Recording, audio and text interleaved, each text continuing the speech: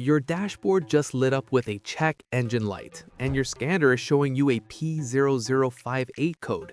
You are probably wondering if it is safe to drive, or if you're about to spend a fortune at the repair shop. Let's break this down simply. This code stands for Heated Oxygen Sensor Heater Control Circuit High, specifically for Bank 2, Sensor 2. In plain English, your car's computer, which we call the PCM, isn't happy with the voltage reading coming from the heater inside one of your oxygen sensors. To find this specific sensor on your vehicle, you need to look for Bank 2. That is the side of your engine that does not contain cylinder number 1. Sensor 2 means it is the one located further back in the exhaust, after the catalytic converter. Now, why does an oxygen sensor need a heater? In vehicles made since 1996, these sensors need to be hot to work accurately. The built-in heater gets them up to operating temperature quickly, so your car enters what we call closed-loop mode faster, which saves fuel and reduces emissions. When you see code P0058, the computer is seeing voltage that is too high on that heater circuit.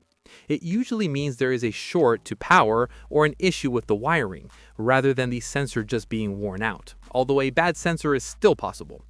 Most of the time, you won't feel any driving problems. The main symptom is just that annoying malfunction indicator lamp staring at you.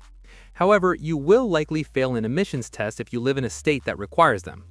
So, what causes this? It could be a damaged oxygen sensor, but more often it is a wiring issue. Since these sensors live under the car near extremely hot exhaust pipes, the wires can melt, short out against the metal frame, or get damaged by road debris. If the wire carrying battery voltage shorts out, the computer sees that high voltage and sets the code. To fix this, you need to get under the car.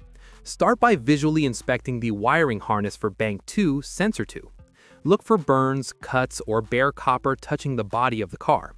If the wiring looks good, unplug the sensor. With the key in the on position but the engine off, use a multimeter to verify you have 12 volts reaching the connector.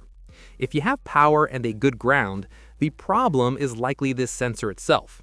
You can test the sensor heater with an ohm meter. If it shows infinite resistance, the internal heater is broken and you need a new sensor. If you are not comfortable using a multimeter or crawling under the car, this is the time to see a professional mechanic. Replacing an oxygen sensor is a standard job, but tracing electrical shorts can be tricky.